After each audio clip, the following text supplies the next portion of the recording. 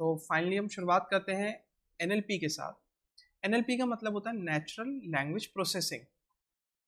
अब आप chat GPT वगैरह यूज़ करते हैं तो आपको मालूम होगा कि नेचुरल लैंग्वेज प्रोसेसिंग असल में दिखती कैसे है।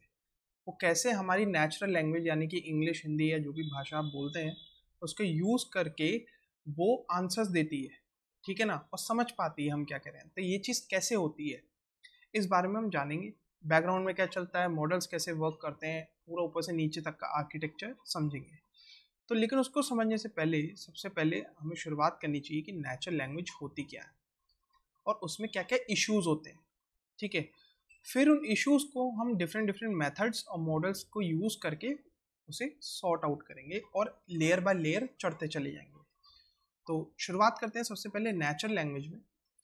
अब नेचुरल लैंग्वेज में सबसे पहली जो चीज़ है, बात करते हैं मॉर्फिंग की। अब ये मॉर्फिंग क्या होती है? मॉर्फिंग असल में होती है कुछ छोटे छोटे वर्ड्स को यूज़ करके एक मीनिंगफुल वर्ड बनाना। एक एग्जांपल मैं अच्छा आपको देता हूँ, अनब्रेकेबल। अब यहाँ पे आपको दिख रहा होगा कि अन, ब्रेक और एबल, ये तीन डिफरेंट चीज़ें हो गई। Break, able. अब ये एबल भी डिफरेंट शब्द होता है, ब्रेक डिफरेंट शब्द होता है, अन एक डिफरेंट पार्ट होता है जो यूज़ करा जा सकता है, जैसे कि अननेसेसरी में यूज़ होता है, ठीक है ना। वैसे ही अनब्रेकेबल।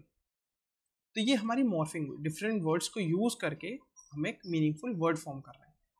एग्जाम्पल एक और लूँगा, वॉक्स, वॉकिंग और सिंपल वॉक, ठीक है।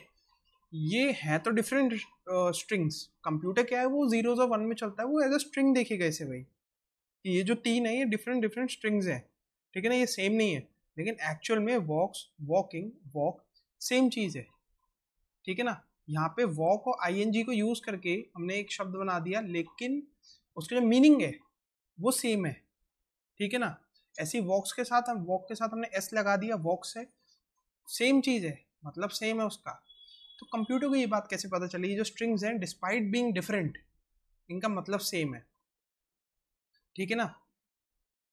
यहीं पे जैसे ब्रेक है, तो ब्रेक को हमें यहाँ पे डिकोड करना पड़ेगा कि भाई ब्रेक तो है ही है, ब्रेक का मतलब टूटना है ही, लेकिन अनब्रेकेबल का भी टूटने से लेना देना है, या वो टूट नहीं सकता, नेगेशन हो गया स्टेटमेंट का। लेकिन ब्रेक का मतलब उसे फिगर आउट करना पड़ेगा कि अनब्रेकेबल और ब्रेक जो है ये कहीं ना कहीं किसी चीज़ के टूटने की बात कर रहे हैं, भले ये डिफरेंट सेंटेंस है, सॉरी डिफरेंट वर्ड्स हैं या डिफरेंट स्ट्रिंग्स हैं, ठीक है ना। तो ऐसे ही वॉक्स, वॉकिंग और वॉक। सिमिलरली एक और एग्जांपल ले लेते हैं, हैप्पी और हैप्पीनेस। क्या ये डिफरेंट शब्द हुए? नहीं, happiness, happy is almost same, बस ये नेस यूज कर दिया हमने उसके साथ, तो थोड़ा सा स्ट्रिंग वो डिफरेंट होगी, लेकिन हैप्पीनेस और हैप्पी जो है क्वाइट सिमिलर होते हैं, ठीक है ना।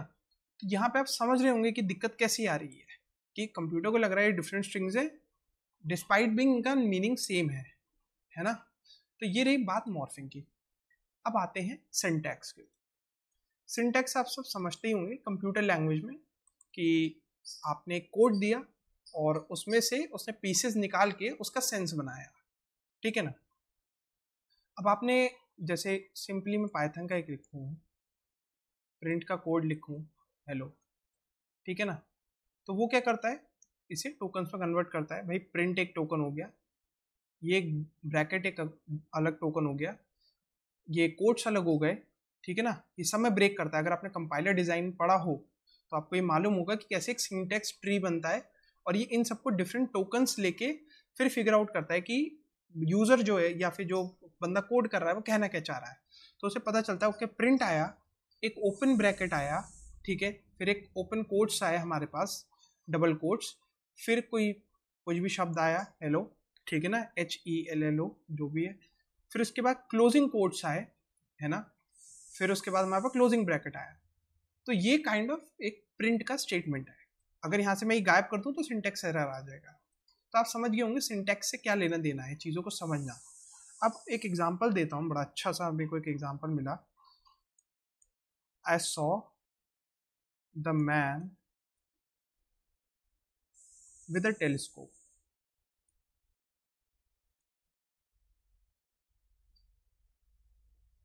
अब इस सेंटेंस के दो मीनिंग निकल सकते हैं, डिपेंड करता है आप उसे कैसे देखते हैं, ठीक है। I saw the man with a telescope, एक मैं ये लिख सकता हूँ, ठीक है। और मैं कह रहा हूँ I saw the man with a telescope. अब पिंक वाले से क्या मतलब हुआ, मैं यहाँ पिंक का मतलब लिख रहा हूँ। पिंक से हमारा मतलब हुआ आई सॉ द मैन, मैंने एक आदमी को देखा टेलीस्कोप से, यानी कि मैं खुद टेलीस्कोप यूज कर रहा हूँ और मैंने उस आदमी को देखा। अगर इस पिंक की बात करें, पिंक वाली लाइन जो अंडरलाइन करिए, आई सॉ द मैन, मैंने एक आदमी को टेलीस्कोप से देखा। अब आती है ब्लू की बात। ब्लू का यहाँ पे क्या मतलब है, I saw the man with the telescope, मैंने एक आदमी को देखा टेलीस्कोप के साथ, यानी कि मैंने देखा कि एक आदमी के पास टेलीस्कोप है, ठीक है ना। तो आपको समझ में आ रहा होगा कि मैं किस तरीके से रीड करूं सेंटेंस को, उससे मतलब ही चेंज हो जा रहा है उसका, ठीक है ना। अगर मैंने इन दोनों को पार्स कर लिया, ब्लू वालों को सेपरेट आउट कर लिया, तो मुझे क्या लगेगा, मैंने एक आदमी को देखा जिसके पास टेलीस्कोप था। अगर मैं पिंक वाले को लेता हूं तो मेरे को क्या होगा, मैंने टेलीस्कोप से आदमी को देखा, ठीक है ना। तो ये क्वाइट डिफरेंट मीनिंग्स हो गए, तो आपको एक आइडिया लग रहा होगा कि सिंटेक्स कैसे डिफर कर जा रहा है ना। तो ये एक सिंटेक्स की दिक्कत आती है लैंग्वेज में, है ना। उसके बाद एक और चीज आती है, वो है सिमेंटिक्स। सिमेंटिक्स स्पेलिंग से लिखिए, नहीं, सिमेंटिक्स। अब सिमेंटिक्स का क्या मतलब होता है, सिमेंटिक्स होते हैं हमारे लिटरल मीनिंग्स। मेरी हैंडराइटिंग थोड़ी सी खराब है, लेकिन होपफुली समझ में आ रहा होगा। लिटरल मीनिंग क्या है, मैं कहता हूं मैं बैंक पे गया, ठीक है ना, मैं बैंक गया। अब बैंक जो है वो दो टाइप का होता है, एक तो होता है फाइनेंशियल, जहाँ पे लंच ब्रेक हो जाता है, ठीक है ना। आप जाते हैं वहाँ, वहाँ लंच ब्रेक हो जाता है, वो फाइनेंशियल बैंक। आपको पैसे निकलवाने थे, कुछ आईडी बनवानी थी, जो भी, एसबीआई गए और वो लंच ब्रेक हो गया। और दूसरा बैंक क्या होता है, रिवर का बैंक, भाई घाट जिसे कहते हैं, घाट पे बैठ गए, ठीक है ना, रिवर बैंक। अब मैं कौन से बैंक पे गया, फाइनेंशियल बैंक गया, मैं रिवर के बैंक गया, ठीक है ना। तो ये कैसे पता लगाएगा कंप्यूटर, एक सेंटेंस और देते हैं, डॉग बाइट्स मैन। अब भाई कुत्ते ने आदमी को काट लिया, ठीक है, मैन बाइट्स डॉग, अब आदमी ने कुत्ते को काट लिया। लेकिन अगर कंप्यूटर इसे स्ट्रिंग्स की फॉर्म में देखेगा तो कहेगा भाई ये तीन वर्ड्स हैं, ये तीन वर्ड्स हैं, ये तो सेम ही चीज है।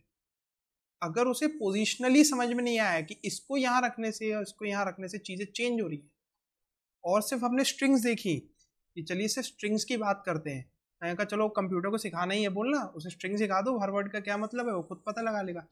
लेकिन अगर उसे तीन स्ट्रिंग दी, डॉग बाइट्स मैन, इसमें भी मैन भी आ रहा है, बाइट्स भी आ रहा है, डॉग आ रहा है, वो कहेगा इन दोनों का सेंटेंस का मीनिंग सेम है, लेकिन इन दोनों का मीनिंग बहुत अलग है, ठीक है ना। तो ऑब्वियस ही बात है, दोनों का मीनिंग अलग है। आदमी ने कुत्ते को काट लिया, कुत्ते ने आदमी को काट लिया, बहुत अलग चीजें हैं, ठीक है ना। तो ये सिमेंटिक्स हो गए। फिर एक चीज आती है प्रैग्मेटिक्स। अब ये प्रैग्मेटिक्स क्या होते हैं, ये होता है हमारा कंटेक्स्ट, बड़ा इंटरेस्टिंग है। कंटेक्स्ट की स्पेलिंग हाँ ऐसी ही होती है। अब हमारे कंटेक्स्ट का मतलब क्या हुआ, भाई आपने रील्स वगैरह देखी होंगी, कोई गाड़ी ठोक देता है, बंदा कहता है बहुत बढ़िया, अरे भाई बहुत सही ठोक दिया भाई, ठोक दिया, ठीक है ना।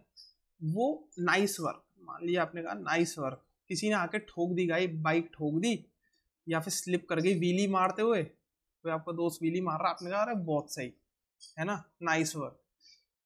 कहने को तो नाइस शब्द जो है काफी अच्छा है, ठीक है ना, नाइस वर्क एक बहुत ही पॉजिटिव सेंटेंस है, लेकिन उसे सार्कास्टिक वे में कहा गया है, भाई तूने बाइक ठोकी है, वो एक नेगेटिव चीज है, तू नाइस वर्क कह रहा है उसको, इसका मतलब है आप सार्कास्टिकली कमेंट कर रहे हैं उस पर, है ना। उसका जो इंटेंट है वो नेगेटिव है, नेगेटिव इंटेंट, ठीक है ना, ये बात नोट कर लीजिएगा, क्योंकि आप भी पता चला आपने नोट्स में नाइस वर्क और नेगेटिव इंटेंट लिख लिया, आप भूल गए कि गाड़ी ठोकी थी। जैसे कंप्यूटर कंटेक्स्ट, कंप्यूटर को नहीं पता कि कंटेक्स्ट क्या, आप भी भूल जाएंगे कि कंटेक्स्ट क्या है। तो मैं यहाँ लिख देता हूँ गाड़ी ठोक दी और आपने कहा नाइस वर्क, ठीक है, तो ये नेगेटिव एक इंटेंट हुआ। डिस्पाइट कि नाइस वर्क का मतलब है कि बहुत बढ़िया काम किया तुमने, लेकिन वो नेगेटिव इंटेंट से कहा गया, तो कंटेक्स्ट जरूरी है, ठीक है ना। ऐसे एक एग्जांपल मैं और देता हूं इसका, इट्स कोल्ड हेयर, ये बड़ा इंटरेस्टिंग एग्जांपल है, जरा ध्यान से सुनिएगा। इट्स कोल्ड हेयर, अच्छे से लेता हूँ, इंडियन कंटेक्स्ट में लेता हूँ, एक काम करता हूँ, it's not cold here, it's hot here. It's, अब गए आप मेहमान के घर, ठीक है ना, आपने 4 बार कह दिया है बड़ी गर्मी हो रही है भाई साहब, बड़ी गर्मी हो रही है भाई साहब। आप कहना क्या चाहते हैं, भाई एसी ऑन कर दे, ठीक है ना। आपका कंटेक्स्ट क्या है, आपका कहने का मतलब क्या है, 4 बार आपने मेहमान के यहाँ गए, मतलब किसी के यहाँ गए एज अ मेहमान, आपने 4 बार कह दिया भाई साहब बड़ी गर्मी हो रही है, भाई आप बड़ी गर्मी हो रही है, पसीना टपक रहा है। आप कहना क्या चाहते हैं, आप कहना चाहते हैं अबे भाई एसी ऑन कर दे, कूलर ऑन कर दे, गर्मी लग रही है। लेकिन आप उसे किस तरीके से कह रहे हैं, आप उसे बता रहे हैं, जता रहे हैं कि भाई यहाँ पे गर्मी हो रही है। आप डायरेक्टली नहीं कह रहे कि साहब जी एसी ऑन कर दो, गर्मी लग रही है, आप हिंट दे रहे हैं, ठीक है ना। तो यहाँ पे एक कंटेक्चुअल वो क्या लिंक बैठता है हमारा यहाँ पे, है ना। तो इट्स हॉट हेयर, इसका मतलब है एसी ऑन कर दो, कोल्ड हेयर भाई खिड़की बंद कर दो, ठीक है ना। ऐसे एक एग्जांपल और दूंगा ताकि, अरे यार सॉफ्टवेयर भी ना शिट, ठीक है ठीक है ठीक है, कोई नहीं कोई नहीं। हाँ, फिर उसके बाद मैं कहता हूँ आदित्य, आदित्य मेरा नाम है, Aditya gave his book to Arjun, ठीक है ना, ही इज हैप्पी, ठीक है। अब यहाँ पे Aditya gave his book to Arjun, अब यहाँ पे ही कौन है भाई, हैप्पी कौन है भाई, आदित्य हैप्पी है यहाँ पे या अर्जुन हैप्पी है। अब आदित्य बहुत दिनों से एक उसकी फेवरेट बुक लेकर आया एज अ गिफ्ट कि हाँ भाई अर्जुन को दूंगा और अच्छा लगेगा, तो आदित्य को गिफ्ट दे के अच्छा लगा या अर्जुन को सरप्राइज मिला, उसे उस बात पे हैप्पी फील हुआ। तो उसके पीछे की आपको स्टोरी पता होनी चाहिए कि पूरी पीछे की स्टोरी क्या थी, क्या आदित्य ने बहुत मेहनत करी वो बुक ढूंढने में, या फिर अर्जुन को सरप्राइज एक्सपेक्ट था, कुछ उसका बर्थडे था, ठीक है ना। तो आपको यहाँ पे ही इज हैप्पी में ही पता लगाने के लिए कि ही कौन है, यहाँ पे जो ही रेफर हो रहा है ये कौन है, अर्जुन है या आदित्य है, ठीक है, अर्जुन या, अरे यार अर्जुन है या आदित्य है, तो ये चीज़ कैसे पता लगेगी। तो मेरे ख्याल से आपको आइडिया लग गया होगा कि ये 4-5 जो मैंने टॉपिक्स बताए हैं, तो लैंग्वेज में हमारे पास क्या दिक्कत आती है। अब धीरे धीरे हम जैसे जैसे आगे बढ़ेंगे हम फिगर आउट करेंगे कि इन चीज़ों को कैसे सॉल्व किया जाता है, क्या क्या मेथड्स यूज़ करे जाते हैं, क्योंकि जैसे जैसे आप एनएलपी में आगे बढ़ेंगे तो छोटी छोटी चीज़ों पे हम लेयरिंग करते जाएंगे सॉल्व करने के लिए, और वो एक अनियन की तरह बन के आएगा। तो मैं चाहता हूँ आपकी बर्ड स्ट्रांग हो, ताकि इवेंचुअली जैसे जैसे हम आगे बढ़े ना तो हमें दिक्कत ना हो चीज़ें समझने में। तो होपफुली आप समझ रहे होंगे, मूव अलोंग कर रहे होंगे, और कुछ इसमें आपको नहीं समझ में आया तो आप कमेंट में डालिए, मैं रिप्लाई करता हूँ, मैं करूँगा, ठीक है ना। और टेलीग्राम चैनल भी आप मेरा ज्वाइन कर सकते हैं। और दूसरा अगर आप सपोर्ट करना चाहते हैं तो सुपर चैट और बाय मी ए कॉफ़ी का मेरा लिंक पेज है, आप उस पर भी सपोर्ट कर सकते हैं, ठीक है। क्योंकि काफ़ी सारी प्लेलिस्ट मेरी कवर हो रखी है, मशीन लर्निंग पूरी कवर्ड है, मैथमेटिक्स और मशीन लर्निंग कवर्ड है, न्यूरल नेटवर्क्स कवर्ड है। तो मैं कहूँगा आप जाके एक बार वो भी सीरीज़ ट्राई करिएगा, और आपको ठीक लगा तो सपोर्ट करिएगा थ्रू सुपर चैट और बाय मी ए कॉफ़ी। और थैंक यू फिलहाल बने रहने के लिए।